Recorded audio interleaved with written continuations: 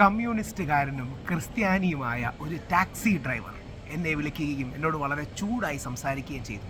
രാഹുൽ മാങ്കൂട്ടത്തിൻ്റെ വിഷയം, ദിലീപിൻ്റെ വിഷയം അടക്കം പല വിഷയങ്ങളിൽ അദ്ദേഹം എന്നോട് ഭയങ്കര ചൂടായി സംസാരിച്ചു. നിങ്ങൾ എന്തിനാണ് ഇവരെ സപ്പോർട്ട് ചെയ്യുന്നത്? നിങ്ങളുടെ ചില കാര്യങ്ങളൊക്കെ എനിക്കിഷ്ടമാണ്, പക്ഷേ രാഹുൽ മാങ്കൂട്ടത്തിൻ്റെയും ദിലീപിനെയും ഒക്കെ സപ്പോർട്ട് ചെയ്യുന്നത് എന്തിനാണ് എന്ന് പറഞ്ഞ് വളരെ ക്രൂദ്ധനായി എന്നോട് സംസാരിച്ചു. ചേട്ടൻ ടാക്സി ഡ്രൈവറാണ്. ഞാൻ ചേട്ടനെ ബുദ്ധിമുട്ടി 10 മിനിറ്റ് എടുത്ത് പറഞ്ഞ് മനസ്സിലാക്കി. കഴിയുന്നത്ര ചേട്ടൻ്റെ ഐഡൻറ്റിറ്റി കട്ട് ചെയ്തിട്ടുണ്ട്.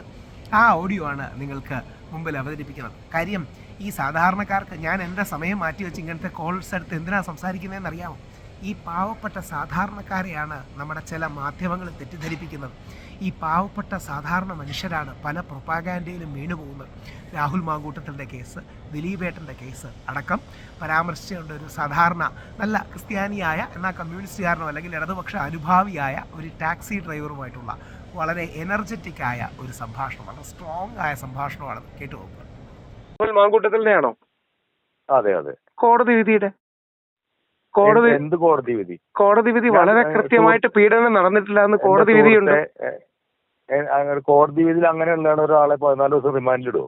അയ്യോ ചേട്ടാ, അങ്ങനെയല്ല. അതായത് ചേട്ടൻ അറിഞ്ഞിരിക്കേണ്ടതാണ്, കോടതി വിധിയിൽ എടുത്തു പറയുന്നുണ്ട് പീഡനാരോപണം നടന്നിട്ടില്ല എന്ന്. നിങ്ങൾ അങ്ങനെ പറയരുത്. അയ്യോ, അങ്ങനെ കോടതി വിധിയാണ്. ഞാൻ നസീറ മാഡത്തിന്റെ വിധിയാണ്. ഞാനിപ്പോ വേണമെങ്കിൽ അയച്ചു തരാം. നിങ്ങളെ മാധ്യമങ്ങൾ പറ്റിക്കുകയാണ്. ഞാനൊരു കാര്യം ചോദിക്കട്ടെ? ഒറ്റ ചോദ്യം. ഒറ്റ ചോദ്യങ്ങളാണ്. നിങ്ങളുടെ വീട്ടിലാണ് ഈ സംഭവം നടന്നത്, നിങ്ങൾ എങ്ങനെ പ്രതികരിക്കും?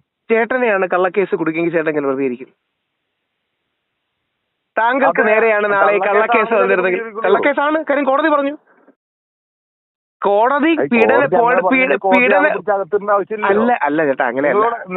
പീഡനാരോപണം നിലനിൽക്കില്ല എന്ന് താങ്കളോട് കോടതി ഒരു മിനിറ്റ് താങ്കൾ ജാമ്യത്തിൽ താങ്കളോട് കോടതി എന്താ പറഞ്ഞത്? എന്താ പരസ്യമായിട്ടുള്ള ഇതൊന്നും ചെയ്യുന്നല്ല കോടതി പറഞ്ഞിട്ട്? എന്ത് കോടതി പറഞ്ഞിട്ടില്ല? നിങ്ങളെ പറ്റിക്കുകയാണ്. എനിക്ക് എന്റെ ചേട്ടാ, അങ്ങനെ കോടതി പറഞ്ഞിട്ടില്ല. അത് നിങ്ങളടക്കമുള്ള ആൾക്കാരെ, സാധാരണ മലയാളികളെ ചില മാധ്യമങ്ങൾ സംഘം ചേർന്ന് മണ്ടന്മാരാക്കുകയാണ്. അങ്ങനെയാണെങ്കിൽ ഇവിടെയുള്ള ജനങ്ങൾ മുഴുവൻ മണ്ടന്മാരാവണ്ടേ? എന്റെ ചേട്ടാ, അങ്ങനെ മണ്ടന്മാരാക്കിക്കൊണ്ടിരിക്കുകയാണ് മാധ്യമങ്ങൾ. ഞാനീ പറയുന്നത് കോടതി വിധിയിലെ എക്സാക്ട് വാചകമാണ്. കോടതി വിധി ആദ്യത്തെ പരാതിക്കാരിയുടെ കാര്യത്തിൽ, രാഹുൽ മാങ്കൂട്ടത്തിന്റെ കാര്യത്തിൽ പറഞ്ഞു പീഡനാരോപണം ഇപ്പോൾ നിലനിൽക്കില്ല. രണ്ടാമത്തെ പരാതിയെക്കുറിച്ച് പറഞ്ഞു ഈ പരാതിയിൽ തന്നെ ഞങ്ങൾക്ക് സംശയമുണ്ട്. മൂന്നാമത്തെ പരാതിയിലാണ് രാഹുലിന് ഇപ്പം ജാമ്യം കിട്ടി ഇറങ്ങിയത്. ചേട്ടാ, ഇത് കള്ളത്തരമാണ്. ഇങ്ങനെയല്ലേ ഉമ്മൻചാണ്ടിയെ വർഷങ്ങളോളം വേട്ടയാടിയത്? ഇങ്ങനെയല്ലേ ഈ വ്യാജ പരാതി? ഉമ്മൻചാണ്ടി വേട്ടയാടിയില്ലേ?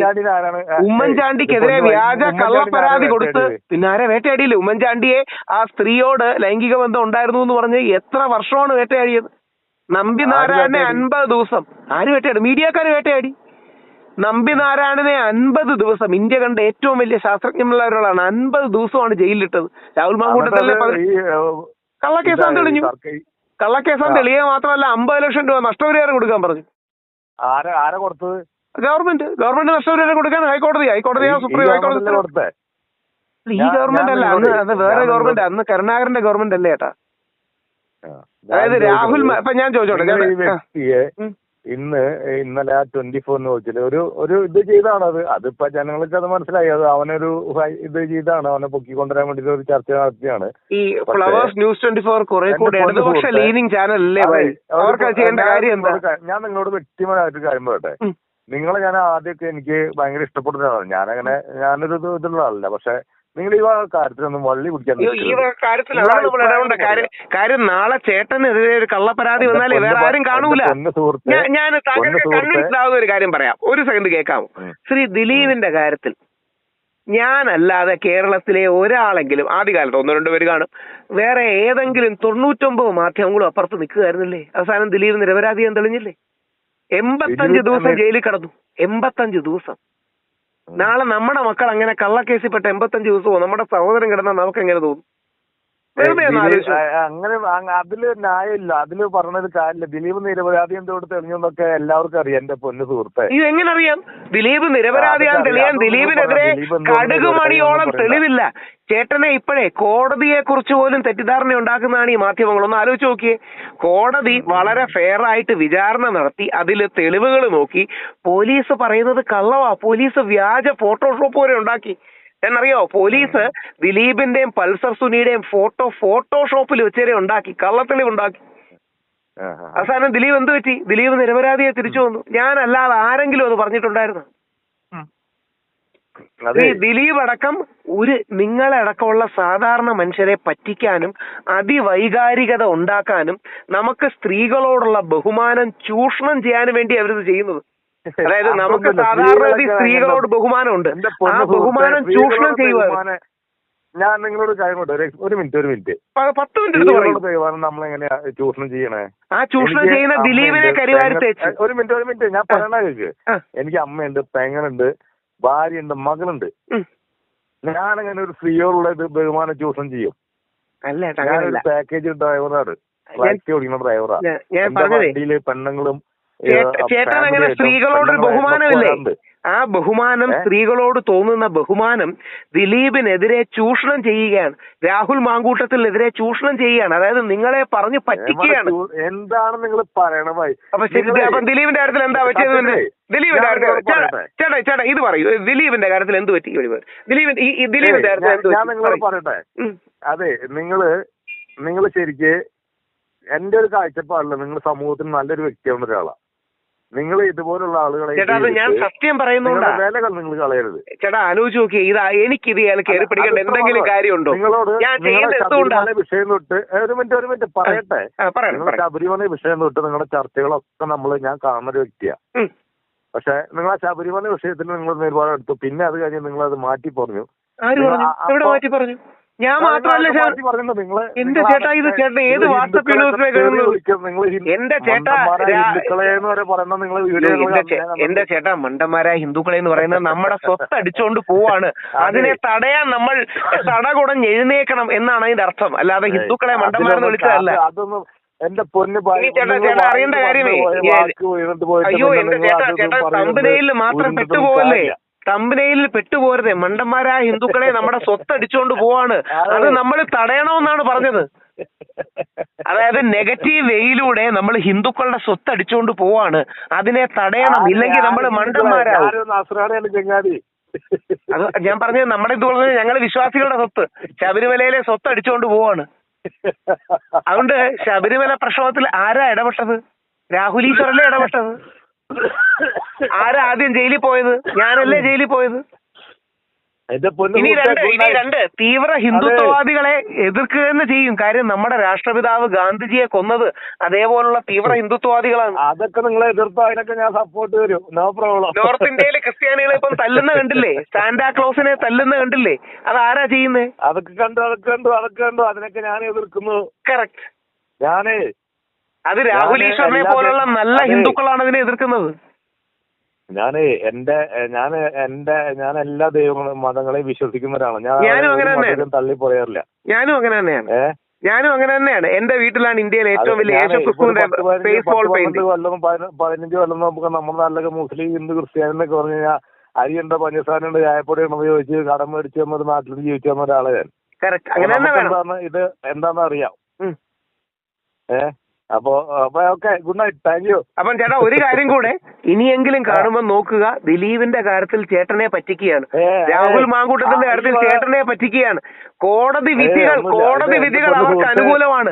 താങ്കളെ പോലുള്ള സാധാരണക്കാരെ പ്രൊപ്പഗാൻഡ വെച്ച് പറ്റിക്കുകയാണ്. പീഡന കേസിൽ ഇത് തന്നെ വന്നിട്ട് ഇപ്പൊ വിൽസന്റെ MLA ഇതിന്റെ വല്ലോ. ചേട്ടാ അത് കള്ളമല്ലേ? അതുകൊണ്ടല്ലേ എൽദോസ് കുന്നപ്പള്ളിയുടെ കേസ് കള്ളമല്ലേ? കോടതിയുടെ വിധിയുണ്ട്. എൽദോസ് കുന്നപ്പള്ളിയെ കുടുക്കിയ പെൺകുട്ടി 49 കേസുകളിൽ പ്രതിയാണ്, അറിയാവോ? എൽദോസ് കുന്നപ്പള്ളിയുടെ അറിയാവോ? ഞാൻ ചോദിച്ചത് ഞാൻ തിരിച്ചു നോക്കട്ടെ, ഈ വസ്തുത ചേട്ടൻ അറിയാവോ? എൽദോസ് കുന്നപ്പള്ളിയെ കള്ളക്കേസിൽ കുടുക്കിയ പെൺകുട്ടി 49 ക്രിമിനൽ കേസുകളിൽ പ്രതിയാണ്. 49 ക്രിമിനൽ. ഇനി ഒരു കാര്യം ചോദിച്ചോട്ടെ, ഉമ്മൻചാണ്ടി തെറ്റുകാരനാണോ? അല്ല, ഉമ്മൻചാണ്ടി തെറ്റുകാരനാണോ? അങ്കമാലി MLA ആയിരുന്ന ജോസ് തെറ്റേലിനെ പെടുത്തിയത് ഒരു പെണ്ണല്ലേ? ജോസ് തെറ്റയിലും അദ്ദേഹത്തിന്റെ മകനോടും ഒപ്പമുള്ള വീഡിയോ ഇട്ടത് ഒരു പെണ്ണല്ലേ? ആരിട്ടു? ആരാ ഇട്ടത്? ആ പെണ്ണല്ലേ ഇട്ടത്? വേറെ ആരാ ഇട്ടത്? ആ പെണ്ണല്ലേ ഇട്ടത്? വേറെ ആരാ ഇട്ടത്? ആ പെണ്ണല്ലേ ഇട്ടത്? വേറെ ആരാ ഇട്ടത്? ആ പെണ്ണല്ലേ രഹസ്യമായിട്ട് വീഡിയോ എടുത്തത്? ആ പെണ്ണ് രമേശ് ചെന്നിത്തലിനെ വിളിക്കുന്ന ഓഡിയോ നിങ്ങൾ കണ്ടിരുന്നോ? വോയിസ് നിങ്ങൾ കേട്ടിരുന്നോ? ഞാൻ കേട്ടില്ല. അത് മീഡിയയിലൊന്നും വന്നൂല്ല, അത് മീഡിയയിലൊന്നും വന്നൂല്ല. കേട്ടില്ല. രമേശ് ചെന്നിത്തല ആ പെണ്ണ് വിളിക്കുന്ന വീഡിയോ നിങ്ങൾ കേട്ടിരുന്നോ? ആ ഇല്ല, പെണ്ണ് വിളിച്ചു ചോദിക്കുന്ന ജോസഫിനെ ഇത് ചെയ്യാൻ വേണ്ടിട്ട് ഞാൻ ചെയ്ത ഇതില് എനിക്ക് 25 ലക്ഷം ഇനി ബാലൻസ് ഉണ്ടെന്നാണ് ആ പെണ്ണ് വീഡിയോയിൽ പറയണത്. നിങ്ങൾക്ക് വേണമെങ്കിൽ ഞാൻ ആ വീഡിയോ അപ്പൊ അതെനിക്ക് അയച്ചു തന്നോളൂ. അപ്പൊ അതേപോലുള്ള ആണുങ്ങളെ കൊടുക്കാൻ ഇറങ്ങിയിരിക്കല്ലേ. ജസ്റ്റ് വേറെ മിനിറ്റ്, വേറെ എന്നോട് പറയട്ടെ. ഇപ്പൊ നിങ്ങൾ ഈ രാഹുൽ മാവിന്റെ ഈ വിൻസെന്റിന്റെ എൽദോസ് കുടുംബത്തെ നിങ്ങൾ ഈ CPM ആളുകളെ ഇത് ചെയ്യുമ്പോ മാത്രം നിങ്ങൾക്ക് ഈ വക ഇതൊന്നും. അയ്യോ അല്ല, ഞാൻ മാത്രമാണ് മുകേഷ് എന്നെ സപ്പോർട്ട് ചെയ്തത്. ഞാൻ മാത്രമാണ് ശ്രീ മുകേഷിനെ സപ്പോർട്ട് ചെയ്യുന്നത്. എന്നിട്ട് മുകേഷിനെ സപ്പോർട്ട് ചെയ്യാത്തതിന് കോൺഗ്രസ്സുകാരെ അല്ലെങ്കിൽ എതിർക്കുന്നതിന് കോൺഗ്രസ്സുകാർ ചീത്ത വിളിക്കുക. രാഹുൽ മാങ്കൂട്ടത്തിൽ മുകേഷേട്ടനോട് പരസ്യമായി കാല് പിടിച്ച് മാപ്പ് പറയണം എന്ന് പല വട്ടവും പറഞ്ഞിട്ടുള്ള ഏക വ്യക്തി ഞാൻ. അദ്ദേഹത്തെ മാത്രമല്ല, നമ്മൾ ആണുങ്ങൾ ഇനി തീർന്നില്ല. ശ്രീ സുരേഷ് ഗോപി ഇതേപോലെ പെണ്ണ് കൊണ്ട് വ്യാജ പരാതി കൊടുത്തു, അവളുടെ തോളത്ത് കെട്ടി എന്ന് പറഞ്ഞു. നമുക്ക് രാഷ്ട്രീയം ഉണ്ടോ? നാളെ ചേട്ടനോ എനിക്കോ, നാളെ ചേട്ടൻ ആലോചിച്ച് നോക്കിയാൽ ചേട്ടന്റെ വണ്ടിയിലേക്ക് ഒരു സ്ത്രീ കയറുന്നു, നിങ്ങൾ തമ്മിൽ ടാക്സിയുടെ കാശിന്റെ കാര്യത്തിൽ തർക്കമാകുന്നു. ആ പെണ്ണ് പറയുകയാണ് എന്നെ കയറി പിടിച്ചു എന്ന് പറഞ്ഞ് കേസ് കൊടുത്താൽ ചേട്ടൻ 14 ദിവസം ജയിലിൽ കിടക്കും. പിന്നീട് എന്ത് പറ്റുമെന്നറിയാമോ? ഇറങ്ങുമ്പോ ബാക്കിയുള്ളവരെല്ലാം കണ്ടാ ഇവൻ മറ്റേ പീഡകനാണെന്ന് പറയും. ടാക്സ് കിട്ടില്ല, ജീവിതം പ്രശ്നമാവും. ഈ കള്ള പരാതികളാണ്. ഞാൻ അതാ പറഞ്ഞത്, രാഹുൽ മാങ്കൂട്ടത്തിന് അനുകൂലമാണ് കോടതി വിധി. ഇത് നിങ്ങളെ അറിയിക്കാത്തത് ആരാന്നറിയാമോ? മാധ്യമങ്ങളാണ്. തെളിവുകൾ രാഹുലിന് അനുകൂലമാണ്. ഈ മീഡിയക്കാര് പ്രൊപ്പഗാൻഡ വഴി ഉമ്മൻചാണ്ടി സാറിനെ കരിവാരി തേച്ചതുപോലെ നമ്പിനാരായണനെ അറസ്റ്റ് ചെയ്യിച്ചതുപോലെ ചെയ്യിക്കുകയാണ്.